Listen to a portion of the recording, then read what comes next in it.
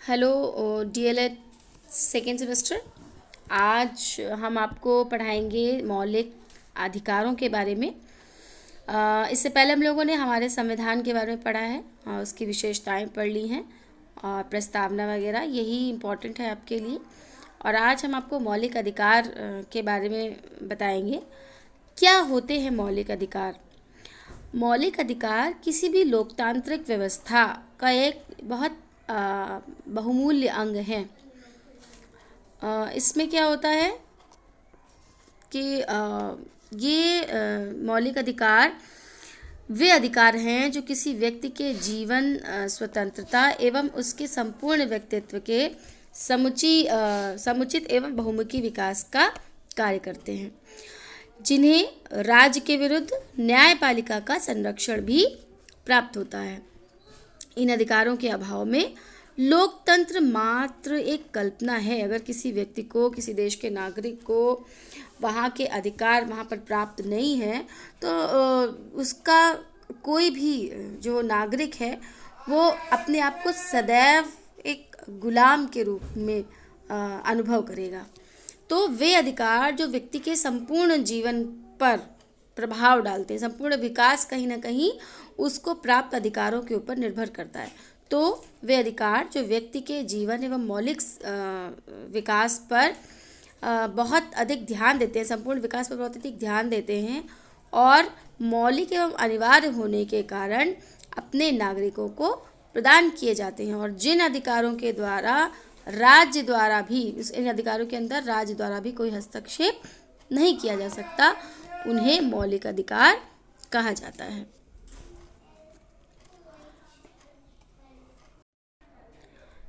तो मौलिक अधिकार किसी देश के नागरिकों के लिए बहुत आवश्यक होते हैं। अब मौलिक अधिकारों का वर्गीकरण, कैसे हम मौलिक अधिकारों का वर्गीकरण करेंगे, ये इसको आप ध्यान से पढ़ लीजिए। ये इम्पॉर्टेंट भी है और ये पूछा भी जाएगा आपके एग्जाम में। प्रारंभ में भारतीय नागरिकों को 7 मौलिक अधिकार प्रदान किए गए थे। समानता का अधिकार, स्वतंत्रता का अधिकार, संपत्ति का अधिकार, शोषण के विरुद्ध अधिकार, धार्मिक स्वतंत्रता का अधिकार, शिक्षा एवं संस्कृति का अधिकार तथा संवैधानिक उपचारों का अधिकार। परंतु बाद में 44 जो संशोधन हुआ उसमें 1978 में संपत्ति के अधिकार को मौलिक अधिकारों से अलग कर दिया गया, सूची से हटा दिया गया, क्योंकि इसके कारण क्या हो रहा था, जो जमींदारी प्रथा थी और उन्मूलन ये नहीं संभव हो पा रहा था और भू सुधार संबंधी जो कार्यक्रम थे उनका भी क्रियान्वयन नहीं हो पा रहा था, कानूनन रूप से नहीं कर पा रही थी सरकार। तो कानूनी अधिकार के रूप में तो संपत्ति का अधिकार है, परंतु मौलिक अधिकार के रूप में इसको हटा दिया गया है। अब इसके बाद आपके जो वर्तमान में जो अधिकार हैं, अब भारतीयों को सिर्फ 6 मौलिक अधिकार प्राप्त हैं। वो हैं समानता, स्वतंत्रता, शोषण के विरुद्ध, धार्मिक स्वतंत्रता का अधिकार, संस्कृति और शिक्षा संबंधी अधिकार तथा संवैधानिक उपचारों का अधिकार। मौलिक जो अधिकार हैं, ये क्वेश्चन भी पूछा जा सकता है कि मौलिक अधिकारों की उत्पत्ति कहाँ से हुई, तो 1915 में इंग्लैंड के मैग्ना कार्टा से हुई और सर्वप्रथम 1789 में फ्रांस ने अपने संविधान के अंतर्गत मौलिक अधिकारों को स्थान प्रदान किया। मौलिक अधिकार की कुछ विशेषताएं हैं कि इसे संयुक्त राज्य अमेरिका से लिया गया और इसका वर्णन हमारे संविधान में कहाँ है, भाग 3 के अनुच्छेद 12 से 35 तक इन मौलिक अधिकारों का वर्णन है हमारे संविधान में। 352 अगर लग जाती है, जैसे राष्ट्रपति आपातकाल लग जाता है, उसके अनुसार किसी और समय में मौलिक अधिकारों को जो है यहाँ पर संशोधन की बात कही गई है, स्थगित किया जा सकता है। केवल ये 352 है, ये जब लगता है तो मौलिक अधिकार का स्थगन संभव नहीं है। ठीक, मूल संविधान, ये सारे पॉइंट्स वैसे हो गए। यहाँ पर जो लास्ट हमने लिया इसमें आपको अनुच्छेद का वर्णन भी है कि कहाँ से कहाँ तक, किस अनुच्छेद से किस अनुच्छेद तक कौन से अधिकार हैं। डिटेल में हम बता रहे हैं। हालांकि अगर आप चाहें तो केवल इतना याद रखें, क्योंकि छोटे छोटे क्वेश्चन जो आएंगे, मैं बिल्कुल भी आपको केवल बीटीसी के पॉइंट ऑफ व्यू से नहीं पढ़ा रही हूँ। मैं चाहती हूँ कि आप इसके नोट्स तैयार करें जो आगे भी आपके एग्ज़ाम में टेट, सुपर टेट वगैरह में, सुपर टेट में काम आए। तो समता और समानता का अधिकार जो कि अनुच्छेद 14 से अनुच्छेद 18 तक। स्वतंत्रता का अधिकार किस में वर्णित है? अनुच्छेद 19 से 22 तक। शोषण के विरुद्ध अधिकार अनुच्छेद 23 से 24। धार्मिक स्वतंत्रता का अधिकार 25 से 28। और सांस्कृतिक और शिक्षा संबंधी जो अनुच्छेद है 29 से 30। और संवैधानिक जो उपचार का अधिकार है वो अनुच्छेद 32। तो ये आपके अधिकारों का वर्णन है। समता और समानता का अधिकार का मतलब है कि हमें किस किस क्षेत्र में समता मिली है, समानता मिली है। तो इसके हमने बताया 14 से 18। तो ये अनुच्छेदों में आपका वर्णित है कि सभी व्यक्तियों के लिए एक समान कानून हो और एक समान ही उनके ऊपर लागू हो। किसी भी तरह से धार्मिक भेदभाव जाति, जन्म, लिंग, स्थान के आधार पर ना किया जाए।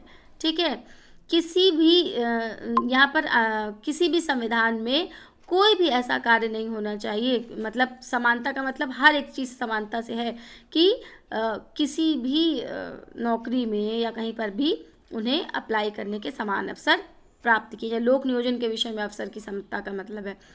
फिर अनुच्छेद 17 है अस्पृश्यता का अंत। ये क्वेश्चन पूछा जाता है कि किस अधिकार के अंतर्गत या किस अनुच्छेद के अंतर्गत अस्पृश्यता के अंत का वर्णन। तो अनुच्छेद 17 मौलिक अधिकारों के में समानता के अधिकार के अंतर्गत अनुच्छेद 17 में अस्पृश्यता उन्मूलन का को मतलब अस्पृश्यता अगर कोई करेगा तो उसको दंड दिया जा सकता है कानूनन रूप से, तो दंडनीय अपराध घोषित हो गया था इसमें। अनुच्छेद 18 में जो उस समय की उपाधियां थी स्वतंत्रता के समय की, उनका अंत कर दिया गया था। अब वर्तमान समय में भारतीय के अलावा कोई भी उपाधि जब तक राज्य द्वारा प्रदान नहीं की जाएगी तो वो जो है उसे एक्सेप्ट नहीं कर सकते, और बिना राष्ट्रपति की आज्ञा के किसी अन्य देश से भारत का कोई भी नागरिक कोई उपाधि एक्सेप्ट नहीं कर सकता। फिर आता है आपका स्वतंत्रता का अधिकार। स्वतंत्रता का अधिकार किस किस क्षेत्र में स्वतंत्रता है? बोलने की स्वतंत्रता, शांतिपूर्वक जो है अनुच्छेद 19 से 20 में। तो 19 में क्या क्या है? हर तरह की स्वतंत्रता, कोई ग्रुप आप बना सकते हैं, संघ बना सकते हैं। शांतिपूर्वक बिना हथियारों के आप कहीं पर भी सभा भी कर सकते हैं, जैसे धरना प्रदर्शन होते रहते हैं। ठीक है, देश के किसी भी क्षेत्र में बिना किसी रोक टोक के आप आवागमन कर सकते हैं, जा सकते हैं। ठीक, किसी भी देश में निवास कर सकते हैं। पहले ही अपवाद था जम्मू कश्मीर में, आप धारा 370 हटने के बाद ये भी पूरे देश के लिए लागू हो गया कि अब कोई भी वहाँ पर भी जा सकता है। कोई भी व्यापार एवं जीविका चलाने की स्वतंत्रता भी है। फिर अनुच्छेद 20 में अपराधों के दोष सिद्धि के संबंध में संरक्षण। इसमें भी कई प्रकार की स्वतंत्रता का वर्णन है कि किसी एक व्यक्ति को एक अपराध के लिए सिर्फ एक ही बार सज़ा मिलेगी। अपराध करने के समय जो कानून है उसी के तहत सज़ा मिलेगी, ना कि पहले और बाद। मतलब उस समय के बाद अगर कोई संशोधन हो गया है या उससे पहले कुछ सालों पहले कोई संशोधन हुआ था तो उसके अनुसार सज़ा नहीं मिलेगी, बल्कि जैसा वर्तमान है। ठीक, फिर अनुच्छेद 21 में क्या वर्णित है? प्राण एवं दैहिक स्वतंत्रता का अधिकार। विधि द्वारा कोई भी व्यक्ति जो भी कानूनी प्रक्रिया होगी तो उसे जीवन की व्यक्ति स्वतंत्रता से वंचित, उसके जीवन से मतलब उसको अपने जीवन का संरक्षण करने का संपूर्ण अधिकार है, अपने प्राणों का की रक्षा करने का अधिकार है, उसे किसी तरह वंचित नहीं कर सकता। अनुच्छेद 21 का, ये आपके लिए बहुत इंपॉर्टेंट है, इसे हमेशा चाहे वाइवा में हो और चाहे रिटर्न में हो क्वेश्चन पूछा जाता है। अनुच्छेद 21 का राज्य में 6 से 14 वर्ष की आयु के समस्त बालकों को, ठीक है, निःशुल्क एवं अनिवार्य शिक्षा उपलब्ध कराना।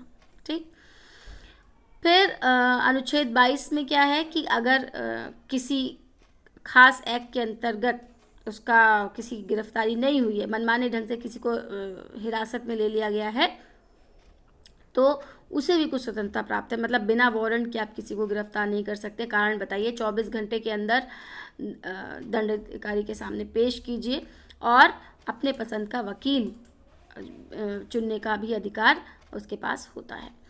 शोषण के विरुद्ध अधिकार, तीसरा अधिकार हमारा है अनुच्छेद 23 से 24 में इसका वर्णन है। अनुच्छेद 23 में क्या है कि किसी भी तरह जो है वो इसमें कह सकते हैं कि हम बंधुआ मजदूरी नहीं करा सकते। बलात् श्रम का मतलब यहाँ पर बंधुआ मजदूरी से है। और किसी भी इंसान को खरीदा या बेचा नहीं जा सकता। जबरदस्ती किसी से काम भी नहीं करा सकता है, दंडनीय अपराध है। मतलब उसको, जैसे पहले होता था कि मनुष्यों को भी बेच दिया जाता था, खरीद लिया जाता था और ज़बरदस्ती श्रम कराया जाता था, ऐसा नहीं है अब। अनुच्छेद 24 पे क्या है? बालकों के नियोजन का। 14 वर्ष से कम आयु के किसी भी बालक को किसी कारखाने या किसी भी जोखिम भरे काम में नियुक्त नहीं किया जा सकता। कोई काम नहीं किया जा सकता उसको, मतलब बाल मजदूरी हम कहें तो वो नहीं करा सकते हैं। फिर आता है आपका धार्मिक स्वतंत्रता का अधिकार। क्योंकि भारत में बहुत धर्मों के लोग रहते हैं तो उसको ध्यान में रखकर ये अधिकार बनाया गया होगा। और इसमें अनुच्छेद 25 से लेकर अनुच्छेद 28 तक है कि प्रत्येक व्यक्ति को अपने हिसाब से धर्म आचरण मानने की स्वतंत्रता है। कोई भी व्यक्ति स्वतंत्रतापूर्वक किसी भी धर्म को अपना सकता है और उसका प्रचार भी कर सकता है। धार्मिक कार्यों में प्रबंध की स्वतंत्रता होती है। व्यक्ति जो है संस्था को स्थापना कर सकता है और उसमें धन दे सकता है, इस तरह के अधिकार उसको हैं। अनुच्छेद 27 किस राज्य किसी भी ऐसे व्यक्ति को धन देने के लिए या कर देने के लिए बाध्य नहीं कर सकता है जिसकी आय किसी विशेष धर्म व धार्मिक संप्रदाय की उन्नति या पोषण में व्यय करने के लिए निश्चित कर दी गई हो। ज़बरदस्ती आप किसी से कोई ग्रांट, कोई चीज़ नहीं ले सकते हैं। ठीक। अनुच्छेद 28 राज्य विधि से पूर्ण पोषित किसी शिक्षा संस्था में धार्मिक संस्था, ये इसमें धार्मिक शिक्षा का निषेध है पूरी तरह से कि आपको ऐसे शिक्षण संस्थान अपने विद्यार्थियों को किसी धार्मिक अनुष्ठान में भाग लेने या बलात् जबरदस्ती किसी कार्य को सुनाने के लिए बाध्य नहीं कर सकते। कोई भी धार्मिक बात जो है आप जबरदस्ती अपने विद्यालयों में नहीं सुना सकते। 5वां है संस्कृति एवं शिक्षा संबंधी अधिकार। अब इसमें कहीं ना कहीं अल्पसंख्यकों के लिए उनको अधिकार दिए गए हैं। तो इसमें ऊपर वाले अधिकार का आप देखिए, कहीं ना कहीं हम कहा जाता है ना कि हमारा जो कानून है वो कठोर भी है और लचीला भी है। तो आप इसी में देखेंगे कि ऊपर दिया है कि किसी भी तरह से कोई धार्मिक शिक्षा नहीं दी जाएगी, लेकिन इस अधिकार के अंतर्गत संस्कृति में अनुच्छेद 29 में अल्पसंख्यकों के हितों के संरक्षण के लिए अल्पसंख्यक वर्ग अपनी भाषा, लिपि और संस्कृति को सुरक्षित रख सकता है और उसे उसकी धर्म या भाषा के आधार पर किसी भी शैक्षिक संस्था में प्रवेश से नहीं रोका जाएगा, ये भी है। और इसके साथ साथ यहाँ पर ये भी है कि शिक्षा संस्थाओं की स्थापना भी वो कर सकता है। ठीक है। अल्पसंख्यक वर्ग को अपने शिक्षा संबंधी प्रशासन करने का, उसकी स्थापना करने का, कोई धार्मिक संस्था जो शिक्षा देने वाली हो वो भी चला सकता है और उसमें अनुदान भी सरकार या राज्य देंगे, उसमें कोई भेदभाव नहीं कर सकते हैं। ठीक। संवैधानिक उपचारों का अधिकार बहुत इंपॉर्टेंट है ये वाला अधिकार, जिसे डॉक्टर भीमराव अंबेडकर ने संविधान की आत्मा का, ये लाइन बहुत इंपॉर्टेंट है कि संविधान की आत्मा किसे कहा गया था। अनुच्छेद 32 में इसके तहत मौलिक अधिकारों को पूरी तरह से प्रवर्तित करने के लिए कुछ समुचित कार्रवाई होती है कि न्यायालय और दंड से पूरी तरह से संबंधित है।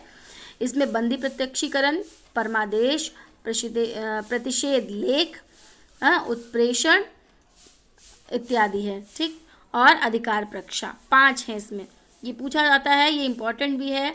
और ये बंदी प्रत्यक्षीकरण किसे कहते हैं या परमादेश से आप क्या समझते हैं, इस टाइप के क्वेश्चंस भी आपके यहाँ आ सकते हैं।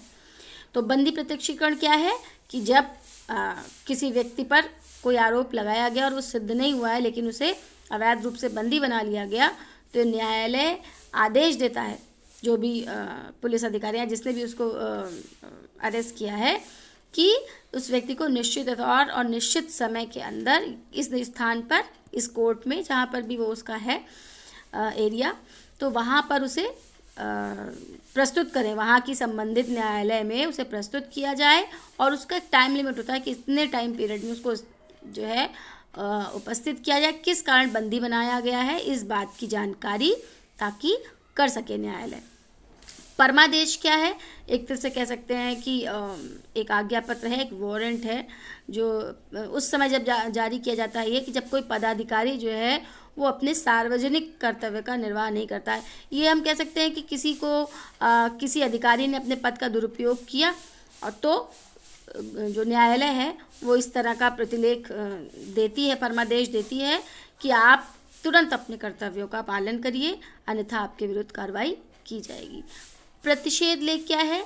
ये अलग अलग न्यायालय जारी करता है और इसमें होता है कि ये जो केस है वो इस न्यायालय के अंतर्गत है, इसलिए नीचे का न्यायालय इस तरह की कार्रवाई ना करे, क्योंकि उसके अधिकार क्षेत्र से बाहर। ये न्यायालयों में दिया जाता है, उच्च न्यायालय से निम्न न्यायालयों में दिया जाता है। उत्प्रेषण क्या है? इसके अंतर्गत अधीनस्थ न्यायालय को आदेश दिया जाता है कि आपके यहाँ ये जो मुकदमा है, पर्टिकुलर कोई मुकदमा है, बहुत समय से लंबित पड़ा हुआ है, तो आप इस पर विचार करिए। अगर आप इसकी सुनवाई नहीं कर सकते तो तुरंत आप उससे ऊपर के उच्च न्यायालय या सर्वोच्च न्यायालय में इसको भेजिए।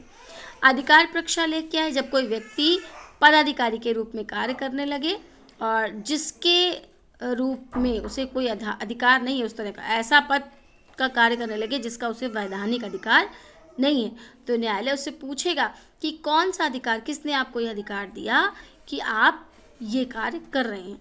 ठीक है, जैसे कोई क्लर्क है और वो ऑफिसर ग्रेड से कोई पेपर निकाल कर साइन करके दे दे, ठीक है, या कोई भी व्यक्ति किसी दूसरे व्यक्ति के नाम से अग्रसारित कार्रवाई, कोई अधिकार का दुरुपयोग करे, तो जब तक वो व्यक्ति इसका संतोषजनक उत्तर नहीं देता है तब तक न्यायालय उससे संतुष्ट नहीं होता और कभी कभी उसके विरुद्ध कार्रवाई भी की जा सकती है।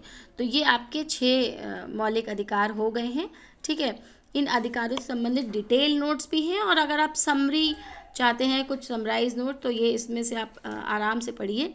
ठीक है, मौलिक अधिकार किन्हें कहते हैं, इसकी डेफिनेशन के साथ साथ सारे अधिकारों का वर्गीकरण भी दिया हुआ है। नेक्स्ट हम नीति निर्देशक तत्व और मौलिक कर्तव्यों के बारे में बात करेंगे।